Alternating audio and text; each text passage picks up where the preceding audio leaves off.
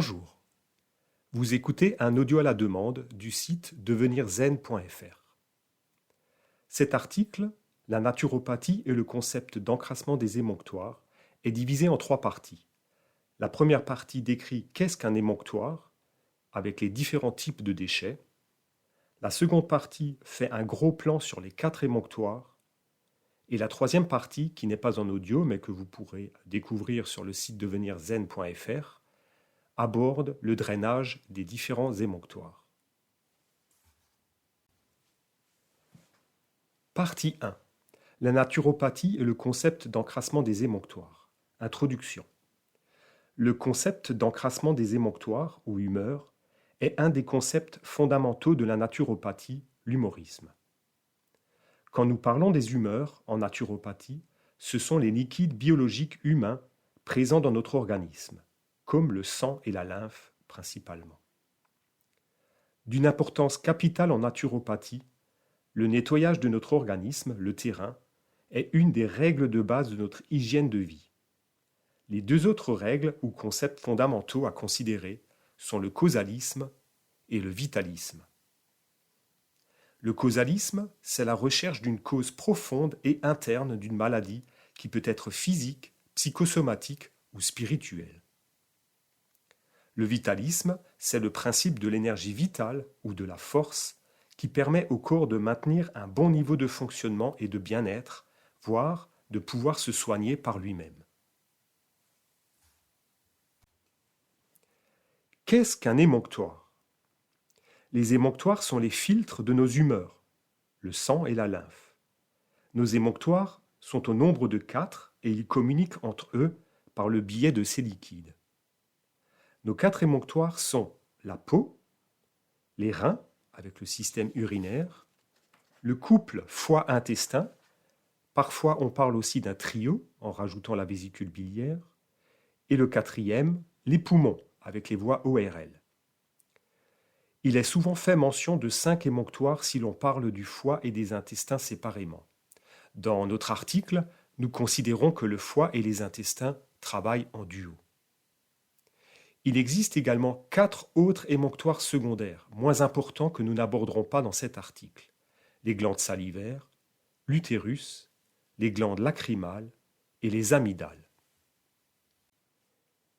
Quelles sont donc les fonctions de nos émonctoires ? Un émonctoire est un organe destiné à l'élimination des déchets du corps. Il est capable d'éliminer, de faire sortir des substances vers l'extérieur de notre corps. Il s'agit donc d'une porte de sortie du corps pour les toxines et les déchets. La peau élimine les déchets par la sueur et le sébum. Les reins éliminent les déchets avec l'urine. Le couple foie-intestin évacue avec la bile et les selles. Les poumons évacuent les gaz, les glaires et les crachats. Les anciens avaient l'habitude de faire des cures par les plantes pour drainer le foie, les reins, les intestins. C'était une habitude bien plus naturelle et instinctive qu'aujourd'hui. N'oublions pas que cette pratique se faisait régulièrement dans nos campagnes par nos anciens et qu'elle est encore bien d'actualité dans d'autres cultures. C'est dommage car nous vivons aujourd'hui dans un milieu bien pollué et nous avons souvent une alimentation plus transformée, voire industrielle. La preuve du fonctionnement de ces émonctoires nous apparaît plus clairement quand le corps réagit en cas d'infection. Le rejet des nuisibles se fait par la peau, avec l'acné, l'eczéma par exemple, par les voies respiratoires, un nez qui coule, une toux, ou encore par les voies digestives, le vomissement, la diarrhée. Le couple foie-intestin et les reins sont les 2 sorties normales. Si toutefois celles-ci ne suffisent plus à prendre en charge l'élimination, car saturées, alors les poumons et la peau vont prendre le relais. Lorsque ces organes émonctoires travaillent tous normalement et que la production et l'apport des toxines ne sont pas trop élevés, l'organisme, le terrain, reste propre. Les cellules peuvent fonctionner correctement car les toxines sont éliminées au fur et à mesure de leur arrivée. Comme évoqué précédemment, une élimination volontaire des toxines se fait par des drainages, une cure. Un drainage consiste à stimuler le travail des différents organes émonctoires dont dispose le corps afin d'intensifier le filtrage des toxines hors du sang et leur élimination vers l'extérieur. La stimulation des émonctoires peut se faire par divers moyens appelés draineurs. Ça peut être des aliments, des plantes médicinales, un massage, une hydrothérapie. Elles ont la faculté d'intensifier l'élimination par un émonctoire. Après un bon drainage, les organes peuvent à nouveau fonctionner correctement car ils ne sont plus encombrés de toxines. On ne stimule pas les 4 émonctoires en même temps car cela disperserait trop les forces du corps et épuiserait l'organisme. Ainsi, on se concentre généralement sur 1 ou 2 organes émonctoires. Ces organes sont choisis en fonction de leurs particularités propres. En cas de constipation, par exemple, on stimule alors en priorité les intestins. Sinon, on commence avec les émonctoires principaux, à savoir le foie et les reins, pour passer ensuite aux autres.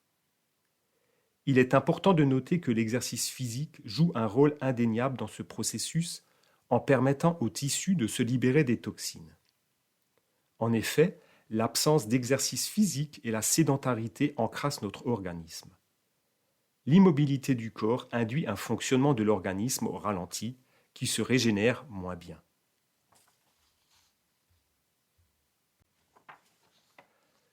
Que sont donc les humeurs en naturopathie ? Nous avons vu que la naturopathie repose en grande partie sur le concept d'encrassement des humeurs, ces liquides du corps humain dans lesquels nagent nos cellules.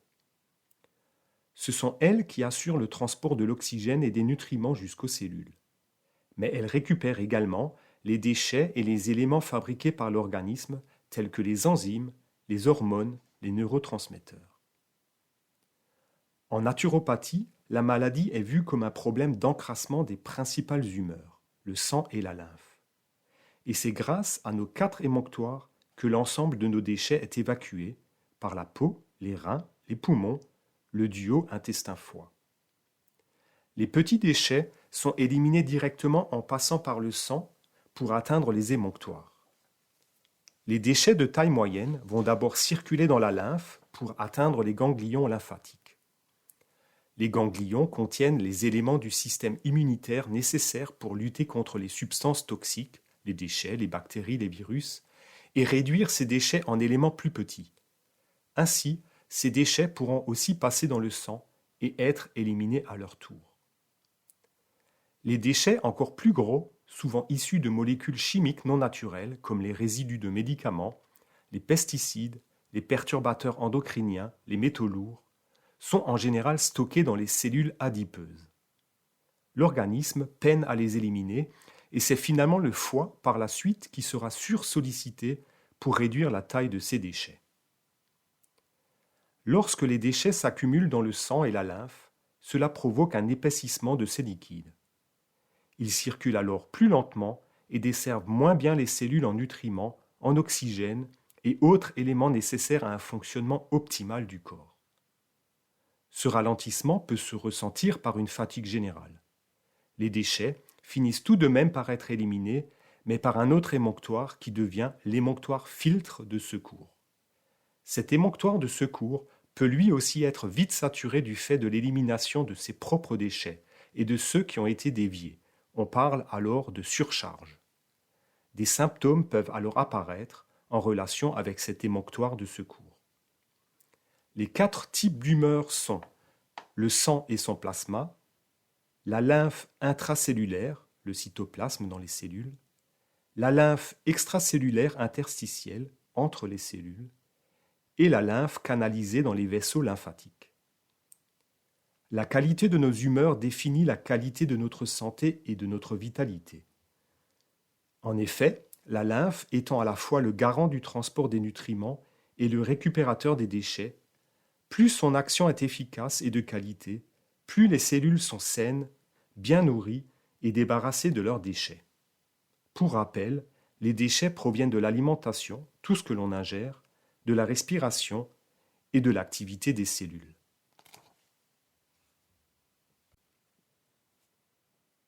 Quels sont les 2 grands types de déchets du corps humain ?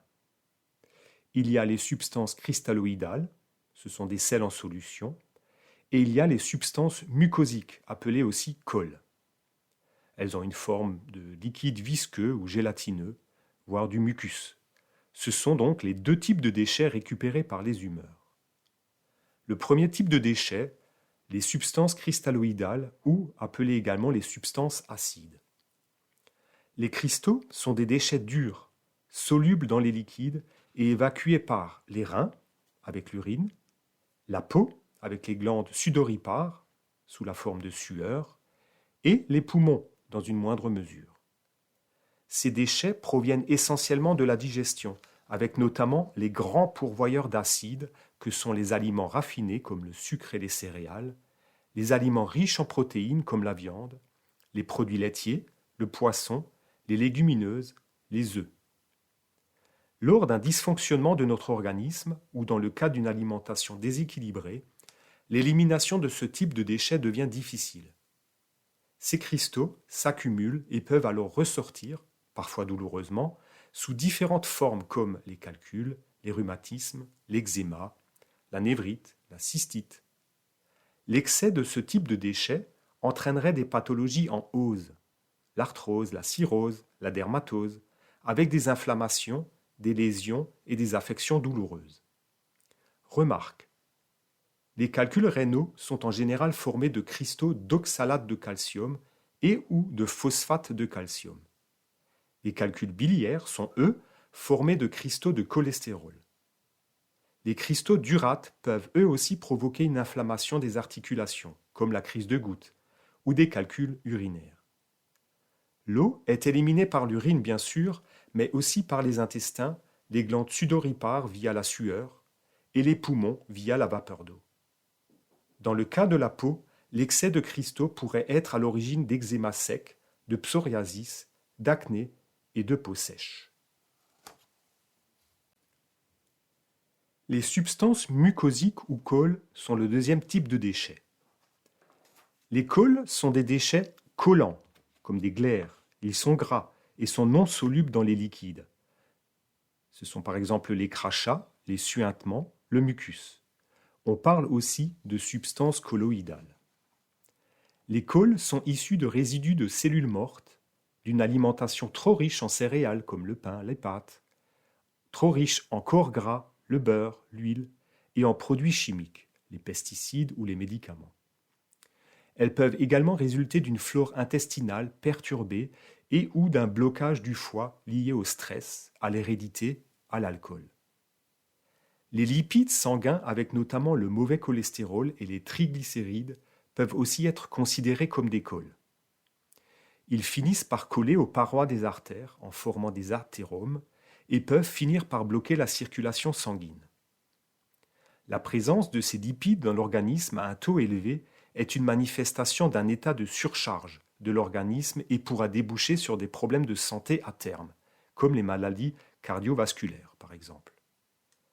Les cols sont éliminés continuellement par le foie via la bile, les intestins via les selles, les poumons avec les voies ORL via les crachats, le mucus, les glaires, ou sous forme gazeuse avec l'alcool par exemple. Les cols sont également éliminés par la peau avec les glandes sébacées via le sébum. Toutefois, si ces cols s'accumulent, elles sont alors extériorisées par des écoulements du nez ou des bronches, ça peut être un rhume, une sinusite, une bronchite, ou à travers la peau en formant des boutons acnéiques, de l'eczéma suintant, une peau grasse. Cette fonction d'évacuation est normale, mais on parle d'encrassement lorsque les humeurs sont surchargées de déchets. Cette surcharge rend alors les humeurs plus épaisses, ce qui ralentit leur circulation, voire bloque la fonction d'évacuation. Les cellules sont alors moins bien nourries avec des risques de carence nutritive et l'on peut voir des symptômes ou des affections dues au rejet ralenti des déchets. Les maladies provoquées par des cols trop abondantes se manifestent par des écoulements souvent sans douleur, une sinusite, un eczéma, l'asthme, la bronchite, les pertes vaginales, l'acné, la diarrhée. L'excès de ce type de déchets entraînerait des pathologies en IT, comme l'arthrite, la sinusite, la gastrite, la tendinite, avec des congestions non inflammatoires et des affections peu douloureuses. L'utérus et le vagin est un cas particulier. Il est à la fois un émonctoire cyclique, s'auto-nettoyant lors des menstruations, mais aussi une porte de sortie pour les cols via les leucorrhées. Remarque, les fibres et les déchets alimentaires sont éliminés par les intestins. La constipation peut entraîner une accumulation de toxines dans les intestins. Une bonne mastication et la consommation de fibres peuvent considérablement aider à un transit normal.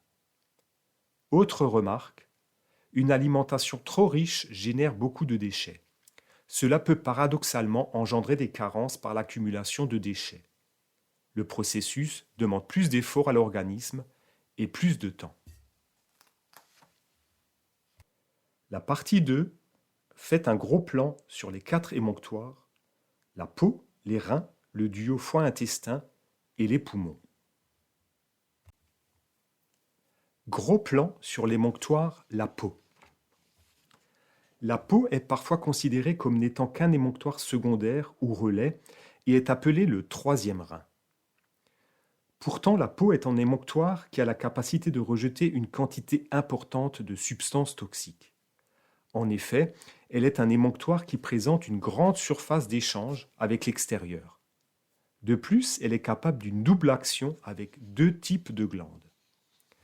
Par sa double action, la peau rejette des déchets cristalloïdaux par la sueur avec les glandes sudoripares et des déchets muqueux, mucosiques ou caules, par le sébum avec les glandes sébacées. La transpiration est un excellent moyen d'éliminer les toxines. La sueur peut être comparée à de l'urine diluée. Elle est composée d'eau, de chlorure de sodium, de déchets azotés comme l'urée, l'acide urique. Cette enveloppe qu'est la peau est comme un filtre évacuant les déchets par la sueur et le sébum qu'elle produit. Elle se compose de 3 couches, l'épiderme, le derme et l'hypoderme. L'épiderme en surface dispose d'une couche profonde qui est appelée couche basale. Celle-ci filtre les déchets et joue un rôle essentiel dans la cicatrisation en produisant les jeunes cellules qui vont régénérer l'épiderme en entier. Dès lors que cette couche se retrouve encombrée de déchets, on peut voir apparaître des problèmes de peau, comme l'acné, les plaques. Le derme est composé de tissus élastiques fibreux et très vascularisés dont le rôle est de protéger et nourrir l'épiderme. C'est dans le derme que l'on retrouve les glandes sudoripares chargées d'éliminer les déchets par la sueur et les glandes sébacées qui sécrètent du sébum. Nous transpirons environ 1 litre par jour. L'hypoderme est la couche la plus profonde de la peau. C'est là que sont stockés la graisse, les déchets et les résidus en attente de leur élimination. Cette graisse stockée dans cette couche joue notamment un rôle d'isolant thermique. Si l'un des filtres, ou émonctoires, ne joue plus correctement son rôle, l'hypoderme gonfle et déforme le corps. C'est alors un signe de maladie. En résumé, la peau avec les glandes sudoripares élimine les cristaux et rejette les caules avec les glandes sébacées. La peau est également recouverte d'un film hydrolipidique composé de sueur et de sébum qui assure un pH acide de l'ordre de 4,8 à 5,5 et apporte une protection contre les microbes. Ce film offre effectivement des conditions idéales pour assurer une flore avec des micro-organismes protecteurs. L'usage d'un savon à pH neutre permet donc de maintenir au mieux cette protection et barrière naturelle. La peau joue également un rôle de récepteur par sa capacité à absorber des crèmes et pommades bienfaisantes, mais également par sa capacité tactile qui permet de ressentir le magnétisme ou simplement la chaleur humaine indispensable à notre équilibre. Gros plan sur l'émonctoire, les reins. Les reins purifient continuellement le sang. On estime que notre sang est filtré environ 250 fois par jour. Il filtre donc jusqu'à 1 litre de sang toutes les 8 minutes et élimine les déchets en les diluant dans l'urine. Ces déchets sont issus de nos cellules, lors des réactions chimiques, de l'alimentation et de certains poisons ou toxines. Une autre fonction importante des reins est la fabrication des hormones ou enzymes. Les reins font partie du système urinaire qui comprend aussi les uretères, la vessie et l'urètre. Ce système est chargé d'assurer le maintien constant de la composition et du volume du sang qui circule dans le corps. Il régule notamment la quantité de sel et des électrolytes et de l'eau, permettant ainsi de préserver l'équilibre acido-basique, le pH de l'organisme. La fonction principale des reins est donc la filtration du sang et son épuration. Le sang est nettoyé de ses impuretés à travers des séries de petits tubes, les tubules, puis il est renvoyé par la veine rénale. Les déchets, quant à eux, sont envoyés sous forme liquide en direction de la vessie. L'urine contient entre autres de l'acide urique, qui provient de la destruction de l'ADN, de l'urée, qui provient de la destruction des protéines, et de la créatinine, qui est un déchet des muscles. Ainsi, des éléments repartent dans la circulation sanguine et d'autres sont éliminés dans l'urine. Les reins ont pour rôle également de dissoudre les cristaux responsables des calculs rénaux et des coliques néphrétiques. Situé de chaque côté de la colonne vertébrale, le rein à droite est plus petit que celui à gauche en raison de l'emplacement du foie. Ils sont fixés par des ligaments mais restent toutefois mobiles et suivent le mouvement du diaphragme. Les fonctions des reins en résumé. Ils filtrent et débarrassent le sang des déchets de l'organisme. Ces déchets se retrouvent dans l'urine, 1 à 2 litres par jour, contenant environ 5% de déchets autres que de l'eau. Ils assurent l'équilibre constant de la composition du sang et du milieu intérieur, par la variation de l'eau et des sels dans le sang. Ils maintiennent l'équilibre hydrique du corps. Ils régulent la présence des minéraux dans les liquides du corps et des électrolytes. Ils produisent une hormone appelée érythropoïétine, le PO, qui stimule la production des globules rouges dans la moelle osseuse. Cette moelle osseuse libérera ensuite les globules rouges dans la circulation sanguine. Notre performance physique est liée à l'alimentation de nos tissus en oxygène par ces globules rouges qui fixent et transportent l'oxygène. Ils sécrètent la rénine, une enzyme qui permet de réguler la pression artérielle. Ils produisent des vitamines et notamment la vitamine D, le calcitriol, qui permet l'absorption et la fixation du calcium par les os. Les reins assurent donc de multiples fonctions et c'est un organe vital pour notre organisme. Son bon fonctionnement garantit une bonne santé. Le matin, les urines doivent être bien jaunes, signe que l'élimination se fait alors correctement. Un dysfonctionnement de la fonction rénale peut entraîner une surcharge de déchets et provoquer des œdèmes, une rétention d'eau. Pour protéger les reins et éviter la surcharge, on peut dévier les déchets vers un autre émonctoire. On peut donc soulager les reins par le traitement des déchets par la peau. Cela en favorisant la sudation par la pratique d'activités physiques, de sauna ou de bains chauds. Gros plan sur l'émonctoire, le trio foie, intestin et vésicule biliaire. On parle de trio car ces 3 organes ont des liens étroits et sont donc vus comme un ensemble. Cela se confirme d'ailleurs lorsque un de ces organes présente un dysfonctionnement. Les 2 autres doivent alors redoubler d'efforts pour maintenir l'équilibre. Le foie n'évacue pas les déchets, mais les trie et les neutralise. Ce sont au final les intestins qui vont s'occuper de l'évacuation. Le foie sécrète la bile qui permet de réduire la taille des déchets et facilite ensuite la filtration. Cette bile est déversée au début de l'intestin grêle et sert également au processus de digestion, en particulier pour les graisses et les lipides. La vésicule biliaire stocke momentanément cette bile produite par le foie.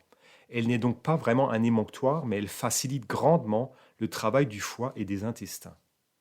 Ce trio est chargé d'éliminer les déchets de type cristaux et colle qui sortiront par les selles. Il est essentiel et un dysfonctionnement peut être à l'origine de nombreuses maladies. Parlons maintenant plus particulièrement du foie et de la vésicule biliaire.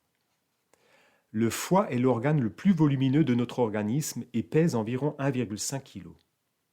Celui des femmes est un peu plus léger. Il est un émonctoire majeur, un véritable centre de détoxication très sollicité.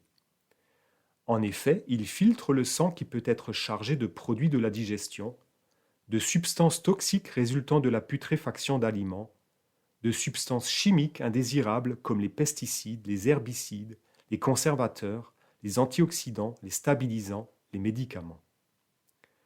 Ces substances toxiques évacuées par la bile, l'urine ou la sueur doivent tout d'abord être neutralisées. Cette première étape de détoxication est réalisée par le foie qui est capable de filtrer le sang et neutraliser ces molécules toxiques, notamment en les rendant solubles dans l'eau. Si le corps était une maison, alors le foie serait chargé de trier les déchets et de les mettre dans un sac poubelle. Ensuite, les autres émonctoires comme les intestins, la peau ou les reins prendraient le relais et s'occuperaient de sortir ces poubelles. Le foie est donc un vrai chef d'orchestre au centre du processus de détoxication et sa santé a un impact sur notre état de santé général. Une défaillance du foie peut laisser traîner des toxines et déchets dans le corps et être à l'origine de maladies.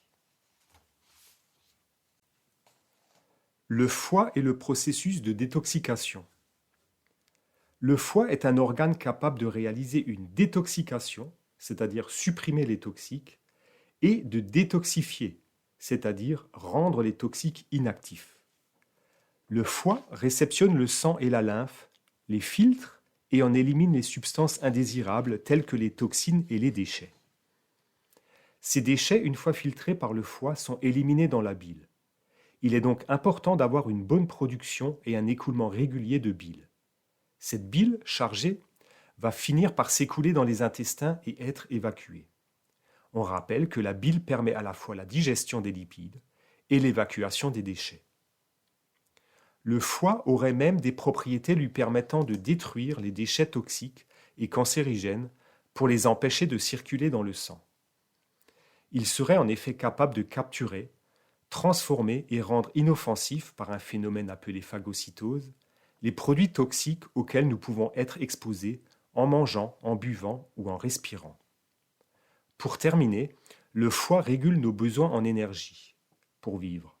C'est également le cas avec le pancréas qui régule notre taux de sucre dans le sang.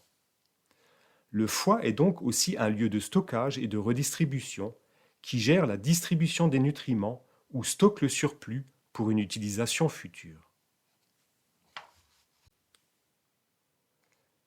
Voici en résumé les fonctions du foie. Il dégrade les substances toxiques, il stocke et répartit les nutriments issus de la digestion, il synthétise la plupart des protéines du sang, il produit la bile.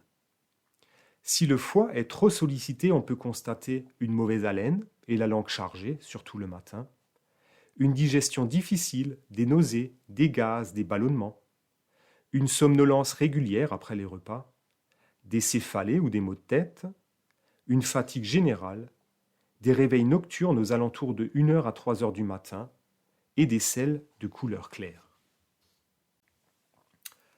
Parlons maintenant des intestins. Les intestins, composés de l'intestin grêle et du gros intestin, ont un rôle fondamental dans le processus d'élimination des déchets, mais aussi dans la distribution des nutriments dont le corps a besoin. L'intestin grêle, la partie la plus longue, collecte en effet tous les déchets provenant de l'alimentation et du filtrage du sang. Mais il gère aussi le traitement des nutriments, les aliments transformés, qui vont passer au travers de la paroi de l'intestin pour rejoindre le sang et la lymphe afin d'être distribués. À la fin du processus digestif, le dernier mètre permet la transformation sous forme de sel par le gros intestin et l'évacuation par le côlon. Les intestins voient passer une grande quantité d'aliments et de liquides. La stagnation au niveau des intestins constitue une grande source d'auto-intoxication par la présence des déchets et toxines. D'autant plus que les intestins sont un endroit propice à la fermentation, voire la putréfaction. Les intestins mesurent jusqu'à 7 mètres de longueur et jusqu'à 8 cm de diamètre. Ils sont composés d'une muqueuse très fine et donc très fragile. Il faut veiller à préserver l'intégrité de la muqueuse intestinale qui joue un rôle de filtre. Une alimentation trop riche en graisses saturées et ou un manque d'acides gras polyinsaturés peut la rendre poreuse, perméable. Et dans ce cas, elle n'assurera plus correctement les échanges. Elle peut alors laisser passer le sang, la lymphe, les bactéries et les toxines dans un sens comme dans l'autre. Le gros intestin renferme un écosystème d'environ 100 000 milliards de bactéries. Elles jouent un rôle essentiel dans le système immunitaire qui constitue les défenses contre les attaques extérieures et les maladies. Il absorbe également l'eau pour assurer l'équilibre hydrique du corps. Des études ont également montré la présence de neurones dans les intestins. Cela expliquerait le fait qu'une émotion peut être ressentie au niveau digestif ou intestinal. Les fonctions des intestins en résumé. L'intestin grêle continue la digestion et absorbe les éléments nutritifs. Environ 90% de l'absorption des éléments nutritifs a lieu dans l'intestin grêle. Le gros intestin absorbe l'eau des aliments partiellement digérés, façonne les déchets en sel. Le côlon stocke les sels formés jusqu'à leur évacuation du corps par la défécation. La durée normale d'un bon transit digestif complet va de 18 à 24 heures. Tout inconfort, diarrhée, constipation, peut être le signe d'un encrassement, d'une accumulation de déchets qui peut alors être dévié vers le reste du corps. Il est donc important de s'en préoccuper. Avoir un bon transit signifie évacuer les sels au moins une fois par jour.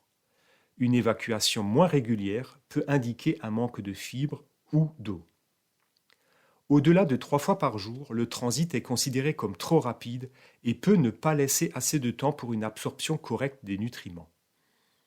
Cela peut souvent se régler avec une prise de probiotiques et ou une alimentation enrichie en amidon et féculents. Les sels doivent être moulés et ne devraient pas laisser de traces à l'essuyage. Leur odeur ne devrait pas être forte, signe d'une fermentation, macération, voire putréfaction exagérée. Il est donc important d'aller à la selle régulièrement. Lorsque le transit n'est pas optimal, l'élimination des déchets ne l'est pas non plus. Les substances restent trop longtemps dans les intestins. Elles peuvent fermenter ou se putréfier et contribuer à l'encrassement de l'intestin. Il faudrait alors impérativement diminuer ou supprimer les aliments qui provoquent la production des cols, comme les corps gras et les excès de glucides. En règle générale, les ennemis des intestins sont les aliments raffinés, industriels, le manque de fibres, qui provoque une difficulté de transit, le sucre blanc, qui favorise la fermentation, trop de viande et de graisse animale, les boissons gazeuses et sucrées, l'insuffisance d'eau, l'excès d'aliments acidifiants et l'abus d'alcool. Gros plan sur l'émonctoire les poumons. Nos poumons fonctionnent en permanence de façon inconsciente, mais nous pouvons contrôler volontairement la respiration et ainsi l'utiliser pour nous apaiser ou mieux nous oxygéner. Lorsque nous inspirons, les poumons envoient l'oxygène de l'air dans le sang. Lorsque nous expirons, ils rejettent du gaz carbonique, du dioxyde de carbone, qui provient également du sang. C'est donc au niveau des poumons que se produisent des échanges gazeux entre les bronches et le sang. Les poumons éliminent donc les déchets gazeux comme le gaz carbonique. Ils sont comme des filtres qui peuvent s'encrasser en cas d'activité physique insuffisante. Dans ce cas, notre organisme ne réussira plus à éliminer totalement le gaz carbonique et il s'asphyxie lentement. Les poumons sont donc un filtre et un organe essentiel à la vie. C'est un émonctoire peu utilisé dans l'élimination des déchets. Mais si les autres émonctoires sont défaillants, les poumons peuvent alors éliminer les cols par le mucus et les cristaux. C'est donc un émonctoire de secours, principalement pour les surcharges de cols, lorsque le trio intestin-foie-vésicule biliaire est défaillant et ne peut pas correctement jouer son rôle de filtre. Les poumons sont en contact permanent avec l'air ambiant que nous respirons et ils peuvent être agressés par des produits toxiques, des poussières ou des germes. Le système mucociliaire et la contraction des muscles bronchiques permettent d'engluer et d'expulser ces particules. Normalement, les poumons sont avant tout une voie d'élimination de déchets gazeux. Mais en raison de notre suralimentation et de la pollution, ils finissent aussi très souvent par rejeter des déchets solides. Les poumons participent à d'autres réactions chimiques, métaboliques, comme l'élimination par combustion des graisses dans le sang et la diminution de la concentration d'acide lactique dans le sang. L'acide lactique est un déchet produit par les muscles durant l'effort et son accumulation est source de fatigue physique et mentale.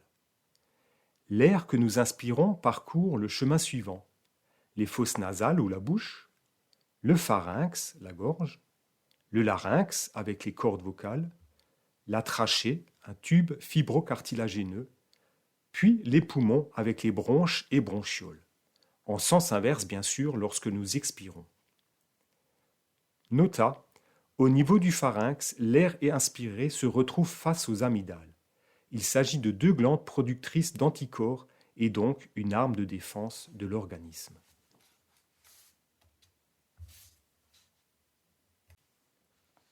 Les fonctions des poumons en résumé. Ils absorbent l'oxygène de l'air, ils rejettent le gaz carbonique, un peu d'oxygène, d'autres gaz en quantité moindre comme des alcools, des acides, de la vapeur d'eau et des aérosols. Ils rejettent les déchets présents dans l'air inspiré, les poussières, les germes, englués dans le mucus. Ils prennent le relais de l'émonctoire intestin-foie-vésicule biliaire en cas de surcharge. Ils permettent de produire des sons grâce aux cordes vocales et sentir les odeurs par le nez.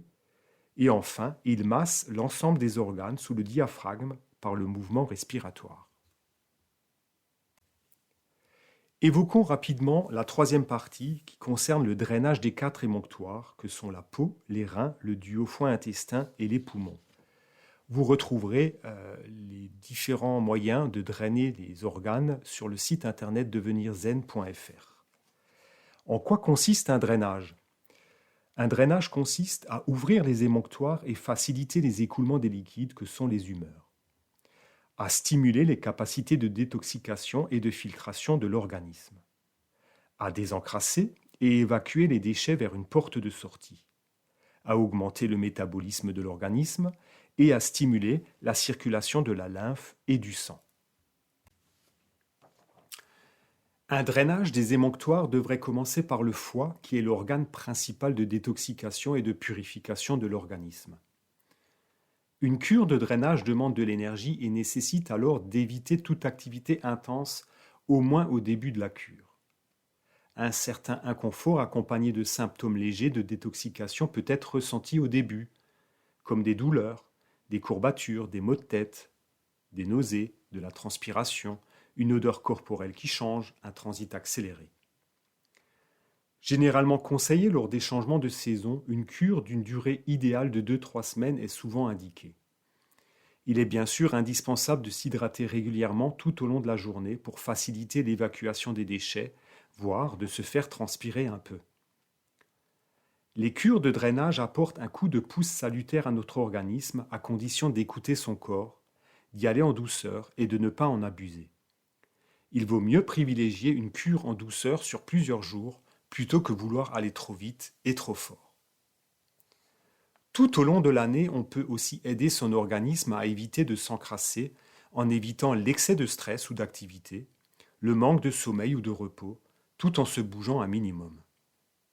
Éviter bien sûr une alimentation trop industrielle, trop transformée, trop raffinée, trop chimique, trop polluée, trop acidifiante, trop carnée, trop grasse, trop grillée, trop alcoolisée, trop sucrée ou trop salée. Prendre le temps de manger et de bien mastiquer. Boire beaucoup et régulièrement en sachant que rien ne remplace l'eau peu minéralisée pour nettoyer l'organisme et faciliter son fonctionnement, d'autant plus lors d'une cure. Remarque. Le niveau de notre pression artérielle ou tension artérielle aurait une incidence sur la qualité de la filtration des déchets par notre organisme. En effet, celle-ci correspond à la pression du sang dans les artères et donc la force exercée par le sang sur les parois des artères.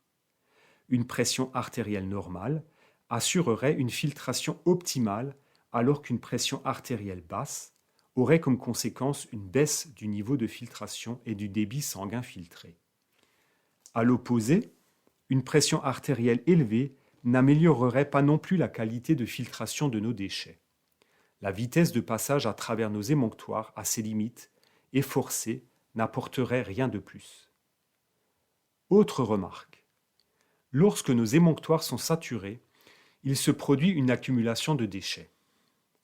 Le foie aura alors tendance à stocker momentanément ces déchets, et cela notamment dans les graisses. Dans le cas d'un repas copieux, il peut donc être intéressant d'aider notre organisme en le boostant par un drainage juste après ce repas et éviter ainsi cette accumulation et ce stockage des déchets. Si vous souhaitez en savoir plus sur le drainage des émonctoires et notamment comment stimuler, comment activer les fonctions de nos différents organes émonctoires, je vous propose de faire un tour sur le site devenirzen.fr. Vous y trouverez des pistes, notamment des plantes, des légumes, des fruits, des graines, des algues, ou alors tout simplement des soins et des activités qui permettent de favoriser le drainage des émonctoires. Merci à vous, portez-vous bien et bonne visite sur le site devenirzen.fr.